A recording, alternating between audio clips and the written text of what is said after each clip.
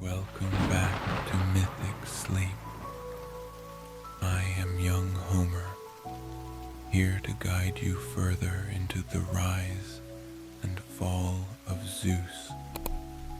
Tonight, we continue Series 8, Implications of Zeus's Actions. Seen and unseen consequences, with episode 69, Aphrodite's Beauty Contest, the spark of the Trojan War. In this tale, we find ourselves at a gathering of the gods, where a simple act of rivalry will set in motion one of the greatest conflicts in mortal history. When the goddess Eris, spirit of discord, presents a golden apple inscribed to the fairest, Aphrodite, Hera, and Athena each claim it. To settle their quarrel, they call upon the mortal prince Paris to judge their beauty. In return, Aphrodite promises him the love of Helen, the most beautiful woman in the world. This choice will ultimately lead to the Trojan War, a conflict born of beauty, pride, and the unseen threads of fate woven by the gods. As we step into this story of rivalry and consequence, allow yourself to settle deeply into the comfort of your bed, feeling safe, supported, and calm. Close your eyes if you wish, and take a slow, deep breath in, letting calm expand through your chest, as steady as the unfolding of fate. As you exhale, release any remaining tension, allowing your body to grow heavy, sinking into rest and ease. This is your time to unwind, to let go, and to find peace. Now, focus on the gentle rhythm of your breath, each inhale and exhale as steady as the turning of destiny's wheel. Take a slightly deeper breath in, filling yourself with calm, and hold it softly for a moment. Then, as you exhale, imagine any tightness dissolving, leaving only warmth and tranquility. One more time. Breathe in deeply, and as you exhale, feel yourself sinking deeper, calm and serene. Now, let's guide each part of the body to soften, inviting rest with every breath. Start with your forehead, allowing it to relax completely as you exhale. Move to your jaw, releasing any tension, letting it rest softly. Now, bring awareness to your shoulders. Inhale deeply, and as you exhale, let them fall gently as though settling like leaves upon a quiet meadow. Allow your arms and hands to grow heavy, resting peacefully by your sides. Notice the steady rise and fall in your chest and belly, inhaling as your belly rises, and on the exhale, releasing any last bits of tension, feeling light and free. Shift your focus to your hips and thighs, letting them sink deeper into the bed, fully supported and relaxed. And finally, Bring attention to your calves, feet, and toes, allowing them to release completely, grounded and calm. Now, imagine yourself in a tranquil grove where sunlight filters through the leaves and a golden apple glistens upon a pedestal. In the distance, you see the goddesses Aphrodite, Hera, and Athena, each radiant and powerful, their eyes fixed upon Paris as he approaches, unaware that his choice will alter the fate of nations. The grove is quiet, yet filled with the weight of destiny, as this single decision sends ripples through time, leading to both love and loss. With each breath, feel yourself surrounded by the calm of this moment, as though you too are witness to the quiet beginning of a story that will echo across the ages. Inhale deeply, letting the calm and mystery of the scene fill you, and exhale, feeling grounded, steady, and fully at ease. With your body relaxed and your mind open, allow the story to guide you into this world of beauty, choice, and unseen consequence, where even the gods are bound by fate's delicate threads. Take one last deep breath in and let it out softly. Now, let us begin. It began with a single, seemingly innocent golden apple. At the wedding of Peleus and Thetis, all the gods were invited to celebrate, except for Eris, the goddess of discord. Furious at the slight, Eris devised a plan to sow chaos. He inscribed upon it were the words, "To the fairest." The gods, intrigued and wary, watched as the apple rolled between three goddesses, Hera, queen of the gods, Athena, goddess of wisdom, and Aphrodite, goddess of love and beauty. Each goddess laid claim to the apple, seeing herself as the most deserving of the title.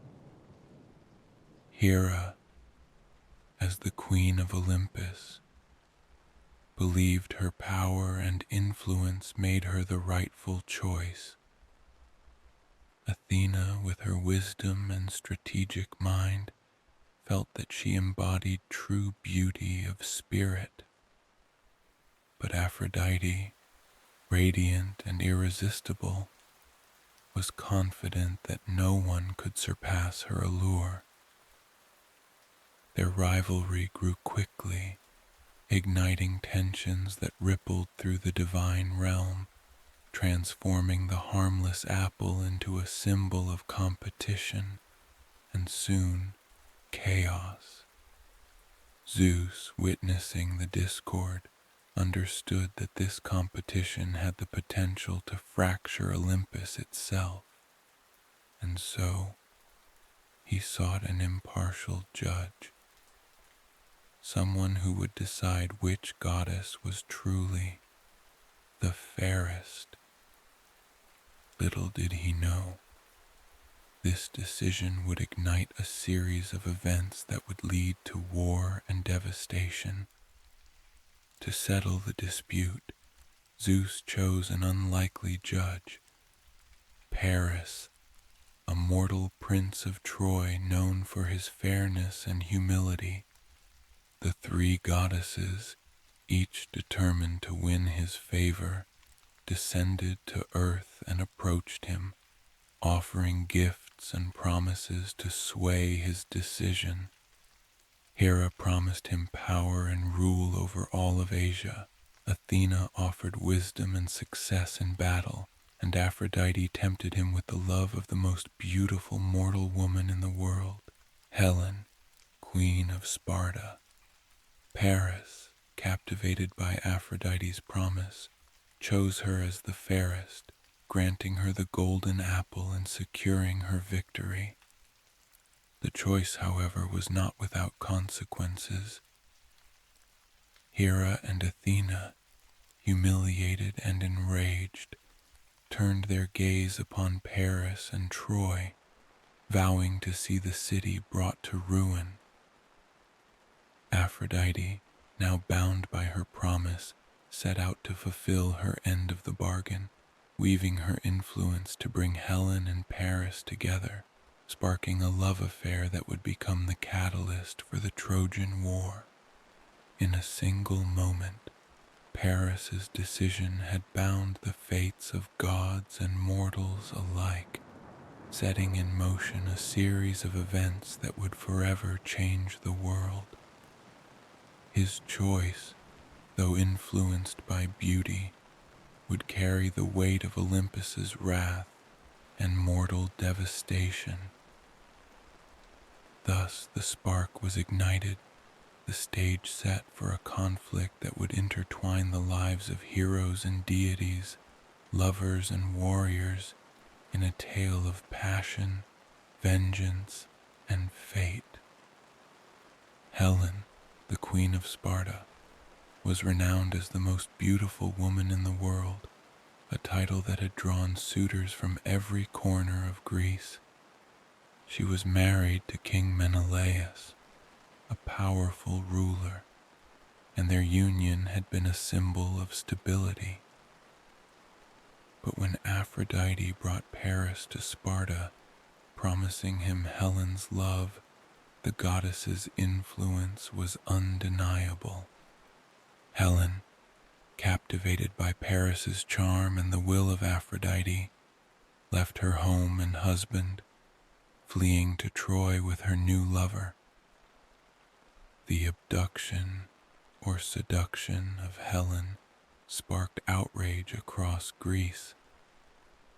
Menelaus, dishonored and betrayed, called upon the rulers of other Greek city-states to join him in reclaiming his wife and restoring his honor. Driven by loyalty, honor, and perhaps the desire for glory, the kings of Greece assembled, uniting under a single banner to wage war on Troy. Among them were legendary heroes, Achilles, Odysseus, and Agamemnon, each one bound to the fate Aphrodite's contest had unwittingly set in motion. To the Greeks, Helen's departure was an insult, an act that threatened their collective pride. To the Trojans, however, she was a queen, a symbol of Paris's victory and Troy's newfound glory. And so, what began as a contest of beauty became a war that would engulf empires, the stakes heightened by pride, honor, and divine intervention. With Helen in Troy, the Greeks gathered their forces, their sights set on the city's walls, ready to claim what they believed was rightfully theirs. The gods themselves were deeply invested in the conflict, their loyalties divided by personal grievances and promises. Aphrodite stood with Paris and Troy, protecting her favored mortal and the love she had promised. Hera, still stinging from her defeat in the beauty contest, aligned herself with the Greeks, determined to see Troy and Paris destroyed. Athena, too, supported the Greeks, her strategic mind fueling the battle plans that would test the Greeks' endurance and Troy's defenses. Zeus, torn between his role as king and his connections to both sides, attempted to remain impartial. Yet he knew that even his authority could not completely quell the wrath and desires of the gods. His children, Apollo, Artemis, Ares. Each took sides, further complicating the conflict. Olympus became a fractured realm, the gods descending into battle alongside mortals, their powers shifting the tides of war with every intervention. As the gods fought through their mortal champions, the battlefield became a divine chessboard, each move fueled by grudges and loyalties that reached back centuries. The Greek and Trojan armies suffered and triumphed in cycles, bearing the brunt of the gods' rivalries, their fates entangled in a war they barely understood. The war escalated, driven not only by mortal pride but by the endless desires and rivalries of Olympus, turning what could have been a brief conflict into a drawn-out siege that would consume a generation. As the war raged on, heroes on both sides rose to legendary status, their names etched into history by acts of bravery and tragedy. Achilles, the Greek champion, fought with a fury unmatched, his wrath fueled by pride and his desire for glory. Hector, the noble prince of Troy, defended his city with honor, facing the Greeks with courage, even as he felt the weight of his people's fate on his shoulders. Yet, for all their valor, these heroes were still pawns in a game of gods, their lives manipulated by divine whims. The gods continued to interfere, sparking skirmishes, protecting their favored mortals, and shifting the course of battles. Every victory and defeat was marked by the unseen hand of Olympus, the gods' desires bleeding into the mortal world, their rivalries transforming human lives into pieces of a grand game. In the end, the mortals were left to face the consequences of divine intervention, the weight of the gods' choices falling heavily upon their shoulders. To Zeus, the conflict was a reminder of the destructive nature of unchecked desire and the consequences of a simple choice. What had begun as a beauty contest now threatened to destroy one of the greatest cities in the world, a war that symbolized the gods' complex relationship with humanity, their power both a blessing and a curse. In Troy, the stakes continued to rise, each battle bringing the city closer to ruin, a testament to the far-reaching consequences of divine vanity. The Trojan War became a lasting symbol of the dangers of pride, beauty, and desire. To mortals, it was a cautionary tale, a reminder that the gods' blessings could also bring devastation. The Greeks saw in the conflict a lesson on loyalty and sacrifice, while the Trojans mourned their city and the tragic love that had brought about its fall. The heroes who survived returned home changed, their lives forever marked by the war's brutality and the gods' interference. To the gods, the Trojan War was a reminder of their own flaws.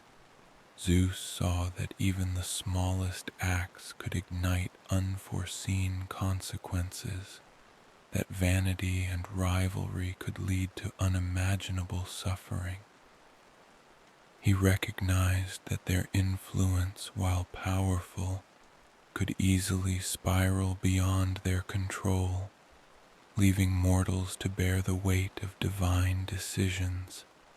Aphrodite's contest, meant to be a simple affirmation of beauty, had turned into a war that would be remembered for centuries, a reminder that even gods could be bound by their desires and choices. For Zeus, the events of the war underscored the delicate balance between divine intervention and mortal autonomy. He understood that while the gods wielded immense power, they bore responsibility for its consequences. The beauty contest, the war, the fall of Troy, each became a symbol of the complex relationship between gods and mortals, a reminder of the strength and fragility that bound their worlds together. As the war reached its tragic end, the gods returned to Olympus, their rivalries set aside for a time, though the lessons of Troy remained in their minds. The legacy of the beauty contest endured, its impact felt long after the Trojan War had ended. Mortals and gods alike spoke of the golden apple, the contest of beauty, and the war that followed. To many, it was a lesson on the dangers of pride and the unpredictable nature of fate, a reminder that the desires of the gods could shape and destroy the lives of those they claimed to protect. Zeus reflected on the war, understanding that power must be tempered with wisdom, that even gods were vulnerable to the traps of vanity and ambition. The war had shown him that fate was a force even he could not fully control, a reminder that all actions, no matter how small, carried ripples through both mortal and immortal worlds. With the war behind them, Olympus regained its balance, though the gods remained watchful, mindful of the power their desires held. The beauty contest had set a chain of events in motion, a single moment that had brought love and destruction, honor and tragedy, binding the lives of gods and mortals in ways neither realm could easily escape. But the lesson of the Trojan War was only one part of Zeus's realization. Join us in the next episode as we explore Zeus's ongoing struggle with fate, a force that, despite his power, he could never fully control. Discover how Zeus's attempts to shape destiny will challenge his rule and the very fabric of Olympus.